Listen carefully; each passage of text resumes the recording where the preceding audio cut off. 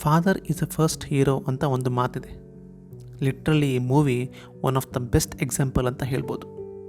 ಅದೇ ರಾಬರ್ಟ್ ಬೆನಿಗ್ನಿ ಅವರು ಬರೆದು ನಟಿಸಿ ನಿರ್ದೇಶಿಸಿರೋ ನಮ್ಮ ಇವತ್ತಿನ special cinema life is beautiful, ಲಾ ವಿಟಾ ಎ ಬೆಲಾ. ಇದು ಇಟಾಲಿಯನ್ ಸಿನಿಮಾ, ಆದರೆ ಈ ಸಿನಿಮಾ ಇಡೀ ಜಗತ್ತಿನಲ್ಲಿ ತುಂಬ ಪ್ರಖ್ಯಾತವಾಗಿದೆ. ಇದು ವರ್ಲ್ಡ್ ವಾರ್ 2ನ ಭೀಕರ ಕಾಲಘಟ್ಟವನ್ನು ಹಾಸ್ಯ ಮತ್ತು ಪ್ರೀತಿ ಮುಖಾಂತರ ಹೇಳ್ತಾರೆ. ಸಾಮಾನ್ಯವಾಗಿ ಈ ಹಾಲೋಕಾಸ್ಟ್ ಕುರಿತ ಸಿನಿಮಾಗಳು ತುಂಬ ಭಯಾನಕವಾಗಿರುತ್ತೆ ಅಥವಾ ಈ ದುಃಖಪೂರಿತವಾಗಿರುತ್ತೆ. ಆದರೆ ಇಲ್ಲಿ ನಾಯಕ ಗೊಯ್ಡೋ ತನ್ನ ಮಗನಿಗೆ ಆ ಭಯಾನಕತೆಯನ್ನು ಒಂದು ಆಟ ಎಂದು ತೋರಿಸ್ತಾನೆ.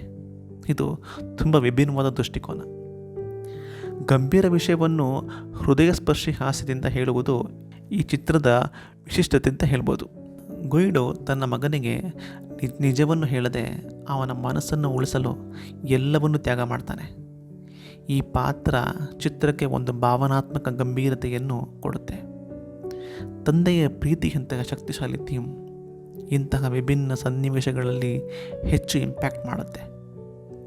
ಮುಂದೆ ಮಗನಿಗೆ ಯಾವುದೇ ರೀತಿಯ ಡ್ರಾಮಾ ಅಥವಾ ಈ ಯುದ್ಧದ ಕರಾಳ ನೆನಪುಗಳು ಮಗನ ಮನಸ್ಸಿನಲ್ಲಿ ಉಳಿದೇ ಇರಲಿ ಅಂತ ತಂದೆ ತನ್ನ ಸರ್ವಸ್ವವನ್ನು ತ್ಯಾಗ ಮಾಡ್ತಾನೆ. ಈ ಸಿನಿಮಾದ ಮೊದಲ ಅರ್ಧ ಒಂದು ಹಾಸ್ಯಭರಿತ ಪ್ರೇಮಕತೆ, ಈ ಎರಡನೇ ಅರ್ಧ ಯುದ್ಧದ ಭೀಕರತೆಗೆ ನಡುವೆ ನಡೆಯುವ ಕತೆ. ಈ ರೀತಿಯ ತೀವ್ರ ಟೋನ್ ಶಿಫ್ಟನ್ನು ಎಷ್ಟು ನೀಟಾಗಿ ಮಾಡಿದ್ದಾರೆ ಅಂತ ಆಶ್ಚರ್ಯ ಆಗುತ್ತೆ. ಕತೆ ಹೇಳುವ ಶೈಲಿ ನಿಜವಾಗ್ಲೂ ವಿಭಿನ್ನವಾಗಿದೆ.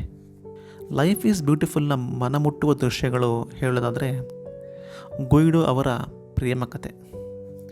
ಗೊಯ್ಡೋ ಅವರ ತನ್ನ ಪ್ರೀತಿನ ಇಂಪ್ರೆಸ್ ಮಾಡೋಕ್ಕೆ ಯೂಸ್ ಮಾಡೋ ಮ್ಯಾಜಿಕ್ ಟ್ರಿಕ್ಸ್. ಗೊಯ್ಡೋ ತನ್ನ ಪ್ರೇಯಸಿ ಡೋರಾನ ಕುದುರೆ ಮೇಲೆ ಕರೆದುಕೊಂಡು ಹೋಗೋ ದೃಶ್ಯ.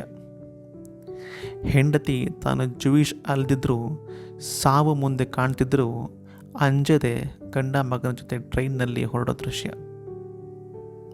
ತಂದೆ ಮಗನ ಖುಷಿಗೋಸ್ಕರ ಅಲ್ಲಿ ನಡೆಯುತ್ತಿರುವ ಕ್ರೂರತೆನ ಒಂದು ಗೇಮ್ ಅಂತ ಹೇಳೋ ರೀತಿ. ತನ್ನ ಪ್ರಾಣ ಅಪಾಯದಲ್ಲಿದ್ದರೂ ತನ್ನ ಮಗನನ್ನು ಸೇಫ್ ಮಾಡಿ ನಂತರ ಹೆಂಡತಿಯನ್ನು ಸೇಫ್ ಮಾಡುವ ಪ್ರಯತ್ನ. ಕೊನೆಯಲ್ಲಿ ಮಗ ತಾನು ಇಷ್ಟಪಟ್ಟು ಟ್ಯಾಂಕರ್ನಿಂದ ಡ್ರಾಪ್ ಸಿಗೋದು.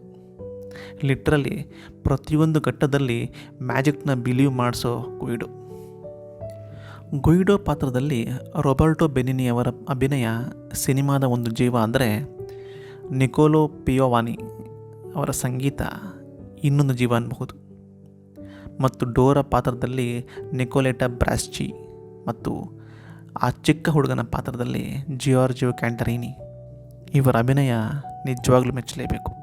ಯುದ್ಧ, ಹಿಂಸೆ, ದುಃಖ ಇವುಗಳ ನಡುವೆಯೂ ಪ್ರೀತಿ, ನಿರೀಕ್ಷೆ ಮತ್ತು ನಗುವನ್ನು ಉಳಿಸಿಕೊಳ್ಳಬಹುದೆಂಬ ಸಂದೇಶವನ್ನು ಈ ಚಿತ್ರ ನೀಡುತ್ತೆ. ಈ ಸಿನಿಮಾಗೆ 3 ಆಸ್ಕರ್ ಅವಾರ್ಡ್ಗಳು ಬಂದಿದೆ.